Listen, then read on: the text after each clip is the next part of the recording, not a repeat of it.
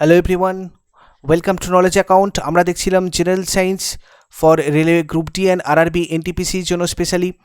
তো আজকে আমরা জেনারেল সায়েন্সের 12 নম্বর ক্লাস করব। আগের ক্লাসগুলো তোমরা যারা যারা দেখোনি, দেখো ভিডিও স্ক্রিনের ওপরে ডান দিকে একটা আই বাটন দেখতে পাবে, এখান থেকে গিয়ে ক্লিক করে নাও। আদারওয়াইজ এন্ড স্ক্রিনে আমি দিয়ে দিয়েছি, তোমরা ওখান থেকে গিয়ে আগের যে ক্লাসগুলো রয়েছে সেগুলো দেখতে পারবে। আরআরবি এনটিপিসি জিকে বলে একটা প্লেলিস্ট রয়েছে, তোমরা এই প্লেলিস্টটা চেক করতে পারো। এখানে আমি সবকটা ক্লাস দিয়ে রেখেছি। ওকে, তোমরা ওখান থেকে গিয়ে ক্লাসগুলো সবকটা অ্যাটেন্ড করতে পারো। যে কটা রয়েছে প্রশ্নগুলো, তোমরা ওই প্রশ্নগুলো এখান থেকে কিন্তু করতে পারবে RRB NTPC GK.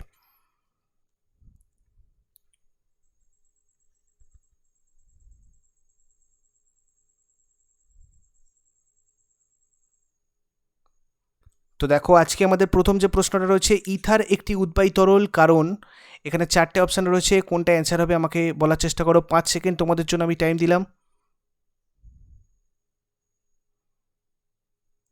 Time up. Answer আমাদের কোনটা হবে? অ্যান্সার হয়ে যাবে স্ফুটনাঙ্ক কম। ইথার একটা উদ্বায়ী তরল, কারণ এর স্ফুটনাঙ্কটা কম। এই ধরনের কোয়েশ্চেন কিন্তু আমরা দেখেছিলাম আগের রেলওয়ে এনটিপিসিতে। সেকেন্ড কোয়েশ্চেন কি রয়েছে দেখো, যে ধর্মকে কাজে লাগিয়ে ঘনীভূত দুধ প্রস্তুত করা হয় সেটা কোনটা? দেখো এখানে 4টে অপশান রয়েছে, অপশানগুলো একটু বড় বড় রয়েছে, তোমরা একটু ভালো করে অপশানগুলো আগে পড়ে নাও। দরকার হয় ভিডিওটা পজ করে নিও। আমি 5 সেকেন্ড তোমাদের জন্য টাইম দিলাম। কোনটা অ্যান্সার হবে আমাকে বলো।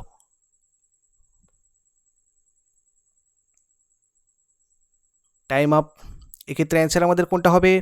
অ্যান্সার হয়ে যাবে চাপ হ্রাস, তরলের স্ফুটনাঙ্ক হ্রাস। চাপ হ্রাসে অ্যাকচুয়ালি তরলের স্ফুটনাঙ্ক হ্রাস পায়। এইটা হচ্ছে আমাদের অ্যান্সার হয়ে যাবে। চাপ হ্রাসে তরলের স্ফুটনাঙ্ক হ্রাস পায়। এই তরলের এই ধর্মটাকে কাজে লাগিয়ে আমাদের ঘনীভূত দুধ কিন্তু প্রস্তুত করা হয়। বায়ুমণ্ডলীয় চাপ, এক বায়ুমণ্ডলীয় চাপ বৃদ্ধিতে বরফের গলনাঙ্ক কত কমে? খুব ইম্পর্ট্যান্ট একটা কোশ্চেন। আমি এটা কিন্তু পেয়েছি একটা কোশ্চেন সেট থেকে। এক বায়ুমণ্ডলীয় চাপ বৃদ্ধিতে বরফের গলনাঙ্ক কি হয়?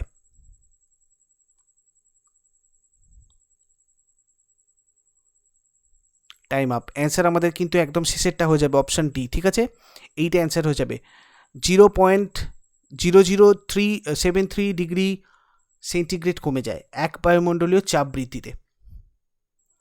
বিশুদ্ধ কেলাসিত পদার্থের ক্ষেত্রে কি হয়? দেখো এখানেও 4টে অপশান রয়েছে, অপশানগুলো একটু বড় বড়, তোমরা একটু ভালো করে পড়ে নাও। আমি তোমাদের জন্য 5 সেকেন্ড টাইম দিলাম।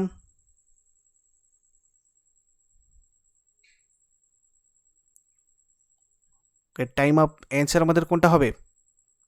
অ্যান্সার হয়ে যাবে অপশান সি, স্বাভাবিক গলনাঙ্ক এবং হিমাঙ্ক সমান হয়। বিশুদ্ধ কেলাসিত পদার্থগুলোর ক্ষেত্রে স্বাভাবিক গলনাঙ্ক এবং হিমাঙ্ক কিন্তু সর্বদা সমান হবে।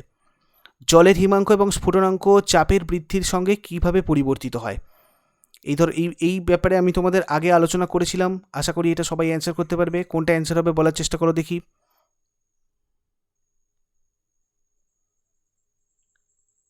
Time up. অ্যান্সার আমাদের হয়ে যাবে কিন্তু এক্ষেত্রে হিমাঙ্ক হ্রাস পায় আর স্ফুটনাঙ্ক বৃদ্ধি পায়। চাপ বৃদ্ধি পেলে, খুব গুরুত্বপূর্ণ একটা প্রশ্ন, দেখো দুটো প্রশ্ন এখানে কভার করা হয়েছে।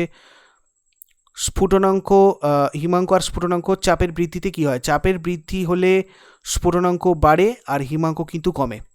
স্ফুটনাঙ্কটা বাড়ে আর হিমাঙ্কটা কমে। ওকে, এটা তোমরা মনে রাখতে পারো এইভাবে। এরপরে যেটা দেখবো, কোনো তরলের স্ফুটনাঙ্ক কি হয়? দেখো এখানে আরেকটা ব্যাপার রয়েছে, এইটা কোনটা অ্যান্সার হবে একটু ভালো করে আগে প্রশ্নগুলো দেখো, অ্যান্সারগুলো, অপশানগুলো, তারপরে তোমরা অ্যান্সার করবে। 5 সেকেন্ড তোমাদের জন্য টাইম। Time up. অ্যান্সার আমাদের হয়ে যাবে কিন্তু এক্ষেত্রে চাপের সঙ্গে বৃদ্ধি পায়। স্থরলের পূর্ণাঙ্ক আমি একটু আগেই বললাম আগের কোশ্চেনটায়, তাই তো? চলো নেক্সট দেখবো, যখন একটি বাষ্প তরলীকৃত হয় তখন কোনটা হয়? যখন একটা বাষ্প তরলীকৃত হয় তখন সেক্ষেত্রে কি হবে?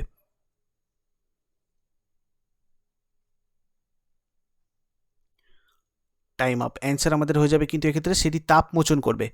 ঠিক আছে, তাপ ছেড়ে দেবে, তাপ বর্জন করবে।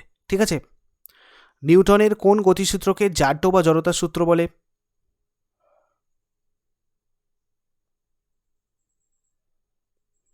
অবশ্যই খুব সহজ। এক্ষেত্রে অ্যান্সার আমাদের প্রথম গতিসূত্র হয়ে যাবে। বল হলো, দেখো বল কি জিনিস, ঠিক আছে, আমরা এখন কিছু ওই গতির ব্যাপারটা নিয়ে একটু দেখবো। ওখান থেকে কটা প্রশ্ন আমি রেখেছি নিউটনের গতিসূত্রগুলো থেকে। ঠিক আছে, তো চলো, বল কি এর মধ্যে 4টের মধ্যে কোনটা হবে?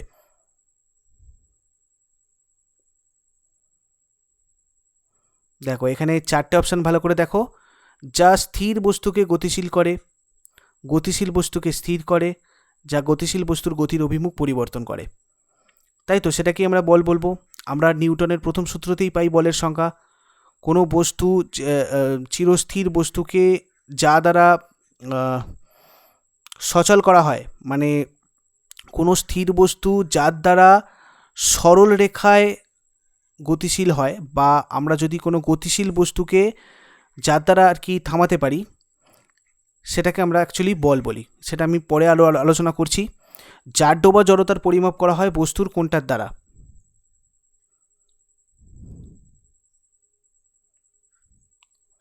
ওকে, দেখো এক্ষেত্রে অ্যান্সার আমাদের ভরের দ্বারা হয়ে যাবে অপশান সি। অ্যাকচুয়ালি দেখো এখানে যে ব্যাপারটা হচ্ছে, জাড্যতা বা জড়তা আমরা যদি বলি ভরের দ্বারা পরিমাপ করা হয়, কেন এখানে ভর যার বেশি হয় তার জাড্য ধর্ম স্থিতিজাড্য বা গতিজাড্য বেশি হবে, এটা আমরা বলতে পারি। বলের সংজ্ঞা জানা যায় নিউটনের কোন সূত্র থেকে? দেখো আমি একটু আগেই তোমাদের সাথে বলে দিয়েছি, এটা কোনটা হবে অ্যান্সার, চটপট বলো দেখি। Time up. অ্যান্সার আমাদের কিন্তু এক্ষেত্রে প্রথম গতিসূত্র হয়ে যাবে। বলের সংজ্ঞা আমরা কোথা থেকে জানতে পারি? প্রথম গতিসূত্র থেকে। নিউটনের দ্বিতীয় গতিসূত্র থেকে জানা যায় কোন বস্তুতে, মানে কোনো বস্তুতে বল প্রযুক্ত হলে কি হবে।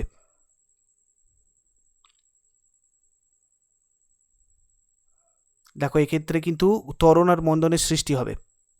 ঠিক আছে, আমরা P equals to M F, যেটা আমি তোমাদের আগের দিন অঙ্ক করালাম, এটা কিন্তু অ্যাকচুয়ালি এই সেকেন্ড নিউটনের গতিসূত্র থেকে আসে। ঠিক আছে, P equals to M F, এখান থেকে প্রচুর অঙ্ক হয়। আগের দিনের ভিডিওটা যারা দেখোনি একটু দেখে নেবে, এই টাইপের একটা অঙ্ক আমি করিয়েছিলাম। কোনো বস্তু সমবেগে গতিশীল, এর অর্থ কী?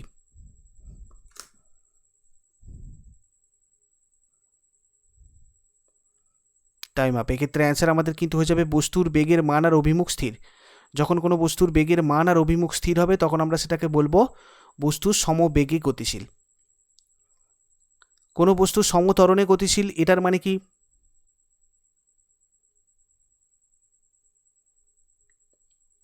সমত্বরণে গতিশীলের মানে হচ্ছে বস্তুর বেগ বৃদ্ধির হারটা ধ্রুবক। আমরা বেগ বৃদ্ধির হারকে ত্বরণ বলি। নির্দিষ্ট সময়ে বেগ কতটা বৃদ্ধি হচ্ছে সেটাকে আমরা বলি ত্বরণ। আর যদি সমত্বরণের ক্ষেত্রে বলি, যদি বলি সমত্বরণে গতিশীল, তাহলে কি হবে? তাহলে ওই বেগ বৃদ্ধির হারটা কিন্তু কনস্ট্যান্ট হবে, ধ্রুবক হবে। তো এক্ষেত্রে আমাদের ওই জন্য অপশান বি হয়ে যাবে কারেক্ট অ্যান্সার। অবাধে পতনশীল বস্তুর ক্ষেত্রে স্থির রাশি কোনটা?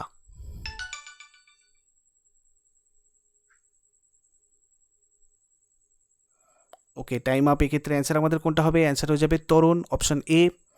দেখো তারপরের প্রশ্নটা রয়েছে, নিম্নলিখিত সম্পর্কগুলোর মধ্যে সঠিক কোনটা?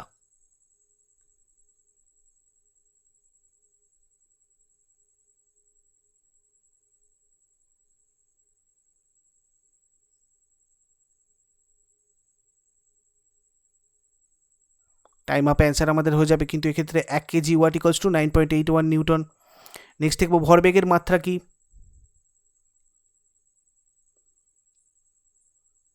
দেখো এক্ষেত্রে অ্যান্সার আমাদের হয়ে যাবে ml (10⁻⁻1).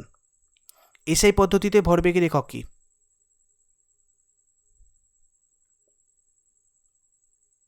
ওকে, দেখো এসআই পদ্ধতিতে ভরবেগের একক হচ্ছে আমাদের KG metre per second.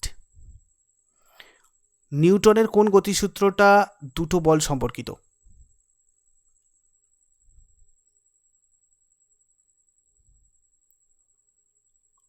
Time up.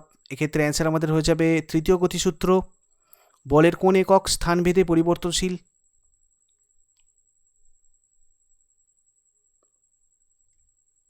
Time up. Answer আমাদের হয়ে যাবে কিন্তু অভিকর্ষীয় একক। একটি বস্তু কণা, দেখো ভালো করে চারটে অপশান পড়ো আগে, অপশানগুলো বড় বড় রয়েছে, কোনটা অ্যান্সার হবে বলো দেখি। 5 সেকেন্ড তোমাদের জন্য টাইম।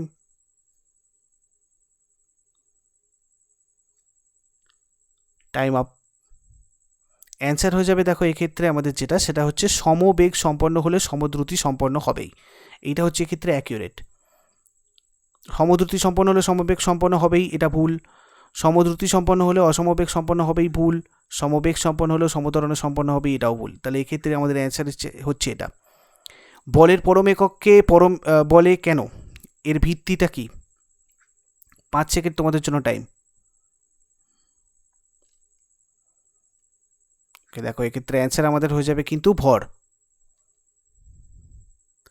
সেকেন্ড কথাটি দুবার ব্যবহৃত হয় কোন রাশির এককে? 5 সেকেন্ড তোমাদের জন্য টাইম। দেখো এক্ষেত্রে অ্যান্সার আমাদের হয়ে যাবে কিন্তু ত্বরণ আর মন্দন।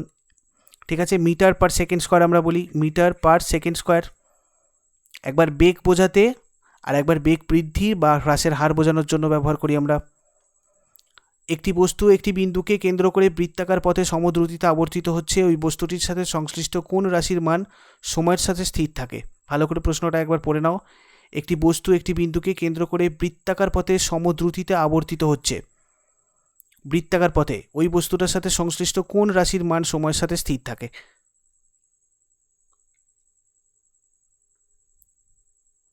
দেখো অ্যান্সার কিন্তু এক্ষেত্রে আমাদের হয়ে যাবে দ্রুতি, অপশান বি। নেক্সট দেখবো নিউটনের দ্বিতীয় গতিসূত্র অনুসারে বস্তুর উপর প্রযুক্ত বল ভরবেগের পরিবর্তনের হারের সাথে কিভাবে সম্পর্কযুক্ত? দেখো দ্বিতীয় গতিসূত্র নিয়ে কথা হচ্ছে এক্ষেত্রে।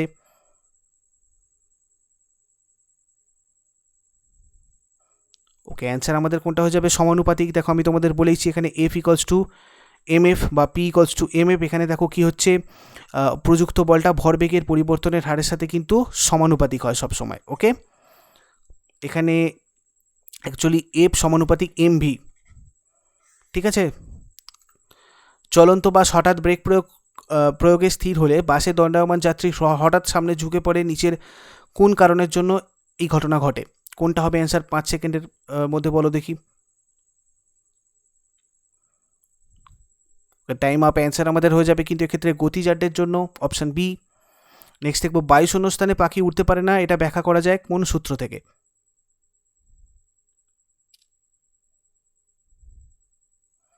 তো দেখো এই ক্ষেত্রে আমাদের কিন্তু অপশান এ নিউটনের তৃতীয় গতিসূত্র হয়ে যাবে, কেননা তৃতীয় গতিসূত্র কি বলে? প্রত্যেক ক্রিয়ারই প্রতিক্রিয়া থাকে।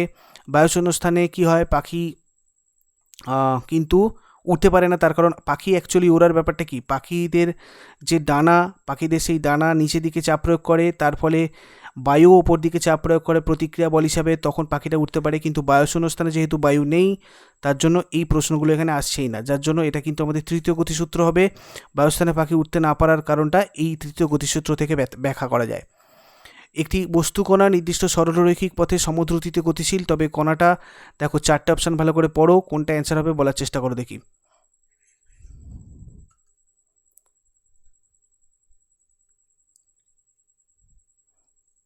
Time up. অ্যান্সার আমাদের হয়ে যাবে এক্ষেত্রে সমবেগে গতিশীল, অপশান এ। নেক্সট দেখবো কোনো বস্তুর মোট সরণ যদি শূন্য হয় তাহলে কি হবে? দেখো ভালো করে অপশানগুলো পড়ো।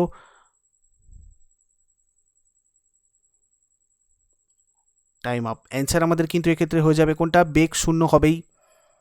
নেক্সট দেখো একক ভরের বস্তুতে একক ত্বরণ সৃষ্টিকারী বলকে আমরা কি বলবো?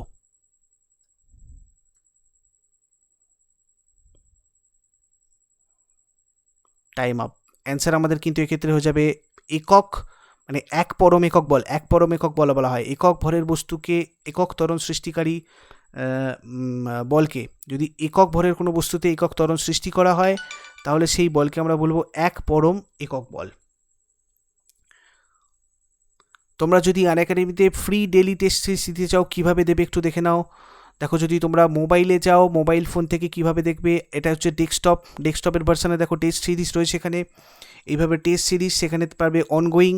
তারপর যদি আমরা মোবাইল ভিউতে তোমরা দেখো তাহলে দেখো এখানে টেস্ট সিরিজ পাবে, সেখান থেকে এই সি অল, ঠিক আছে, এখানে অনগোয়িং। ওকে, এই জায়গাগুলো থেকে তোমরা দেখো free practice test for WBPSC রয়েছে, এখানে ক্লিক করলে তোমরা টেস্টের জায়গায় চলে আসবে, এখান থেকে স্টার্ট দ্য টেস্ট করে নিও। এখান থেকে তোমরা দেখো প্রশ্নগুলো পরপর চলে আসবে, যেভাবে তোমরা মানে টেস্ট দাও সেইভাবে দেবে। টোটাল 20টা MCQ তোমরা এখান থেকে কভার করতে পারবে। ফিনিশ দ্য টেস্ট করবে, কোশ্চেনগুলো সবকটা অ্যান্সার করার পরে তারপর কিছুক্ষণ ওয়েট করলে তোমরা দেখতে পাবে কতগুলো তোমরা ঠিকঠাক করেছো, কত টোটাল তুমি স্কোর করেছো এবং কতগুলো তোমার ইনকারেক্ট হয়েছে, এবং সবকটার এক্সপ্লেনেশান পেয়ে যাবে। তারপর কিছুক্ষণ ওয়েট করলে তোমরা দেখতে পাবে টপার কে হয়েছে, তুমি কোন পজিশনে রয়েছো, অর্থাৎ লিডার বোর্ড তুমি দেখতে পারবে, লিডার বোর্ডে তোমার পজিশন কোথায়, নিজের প্রস্তুতিটা তুমি যাচাই করতে পারবে। এছাড়াও যেটা ব্যাপার সেটা হচ্ছে এই টেস্টের অ্যানালিসিস করবেন সোমনাথ বারুই স্যার প্রত্যেক দিন বিনামূল্যে ক্লাসে, এবং তাতে তোমরা নিজেদের অ্যানালিসিসটা আরও ভালো করে বুঝতে পারবে, টেস্টের অ্যানালিসিসটা কোন কোন জায়গাগুলো তোমাদের প্রবলেম রয়েছে। তোমরা যদি আনএকাডেমিতে প্লাস সাবস্ক্রিপশন নিতে চাও তাহলে এই রেফারেল কোড ইউজ করতে পারো নলেজ60 রেফারেল কোডটা ইউজ করলে তোমাদের কিন্তু ম্যাক্সিমাম 10% ডিসকাউন্ট হয়ে যাবে। এখানে আমিও ক্লাস করাচ্ছি। কালকে রয়েছে আমার কারেন্ট অ্যাফেয়ার্সের কালকে ক্লাস রয়েছে, যেখানে আমি তোমাদের আমাদের যে ক্লাসিক্যাল ড্যান্সগুলো রয়েছে সেইগুলো সম্পর্কে ওখানে বলবো। ক্লাসিক্যাল ড্যান্স, বিভিন্ন স্টেটের যে ড্যান্সগুলো রয়েছে সেই ড্যান্স নিয়ে স্ট্যাটিক জিকের একটা ক্লাস কভার করব। তোমরা ক্লাসটা অ্যাটেন্ড করতে চাইলে ঠিক 10 AM অ্যাটেন্ড করতে পারবে। ভিডিও ডেসক্রিপশন বক্সে আমি লিঙ্ক দিয়ে রেখেছি। আর প্লাস সাবস্ক্রিপশন নিতে চাইলে এই রেফারেল কোড নলেজ60টা ইউজ করতে পারো।